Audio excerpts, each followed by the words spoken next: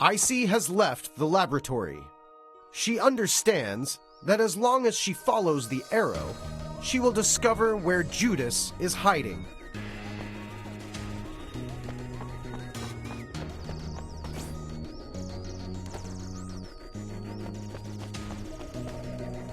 Oh, more soldiers sent by Judas to stop Icey. Kill them!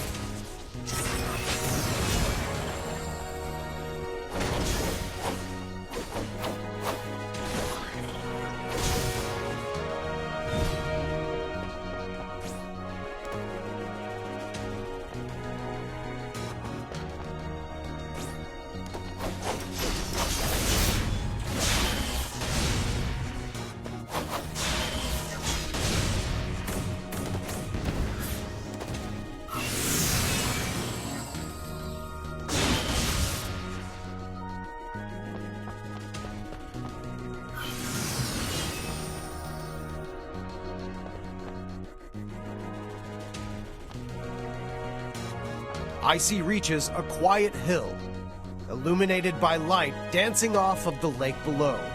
She is at peace.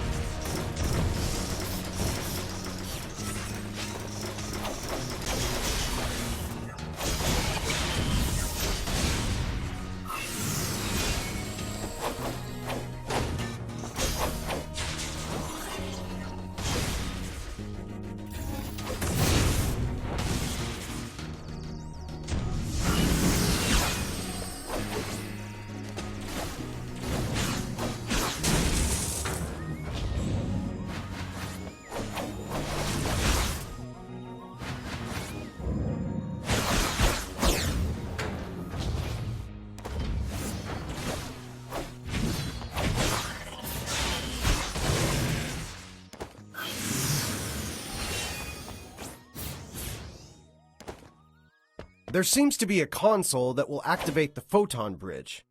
Icey moves to activate it.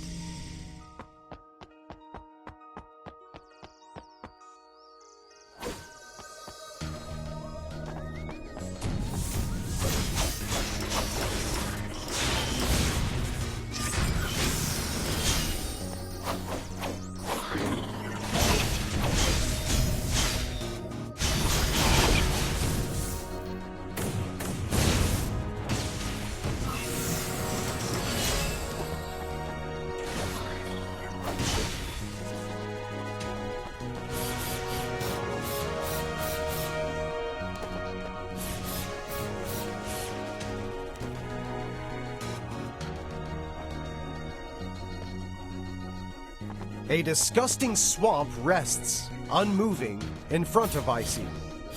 She must carefully jump across.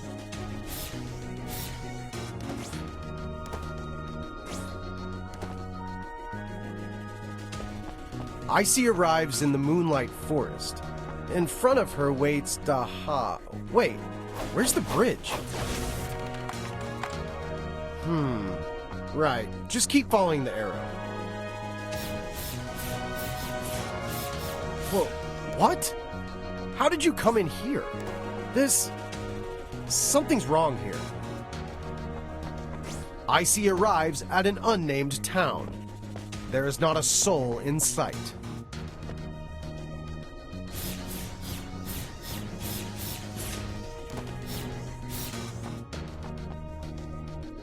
Icey searches around the house for a trace of someone, a mark of some presence. It seems as if everyone has been wiped out. The culprit? Most likely Judas.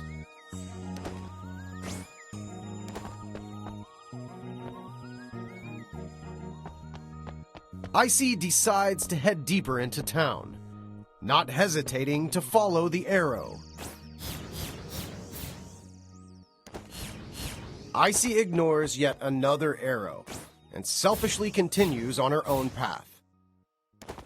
What Icey doesn't realize is that unless she defeats Thor in the village, Ultimopolis gates will refuse her entry.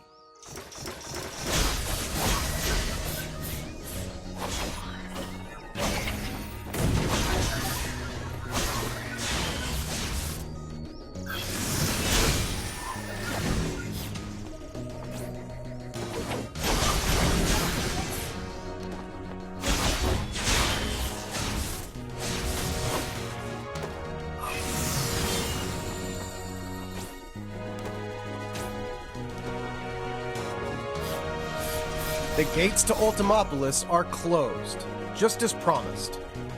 Icey has completely, totally, and unnecessarily wasted her time. Her only option is to follow the arrow.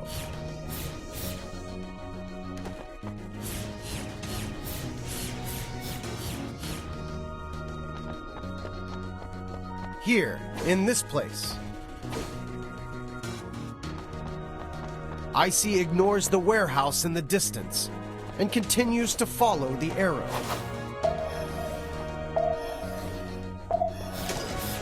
Icey enters the warehouse that is completely devoid of any living creature. Are you kidding me? Ugh. Again? Can't you just follow the arrow? At least once? Well, this level was never finished. Do you realize how much inconvenience I've suffered trying to make a successful game? A few flaws, a few bugs here and there. It's normal. Like this place. I never finished applying the colors. Don't look at me like that. I know what you're thinking. In reality, it's really difficult to make a game, and it's very easy for problems like this to appear. Just wait a minute. I know you don't trust me. I'll just have to show you.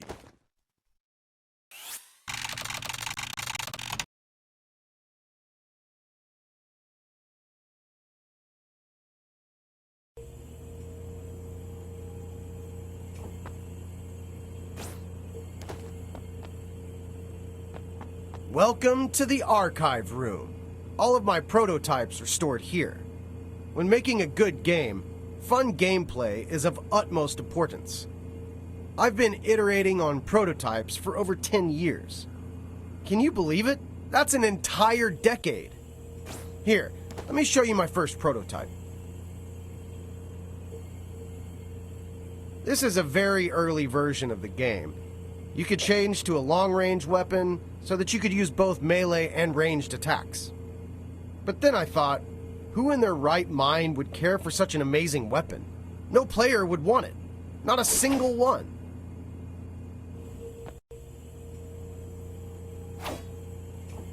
So, in the end, I completely abandoned this prototype. That brings us to the second version. In the second version, there was a sort of mix between the demonic enemies and the player. You could absorb the enemy's powers and use them for your own. But then I ran into a big problem. Cost. Don't you think it would be a waste to spend so much time on making such a complicated game, only to run out of cash halfway through development? After all, games do need to make money.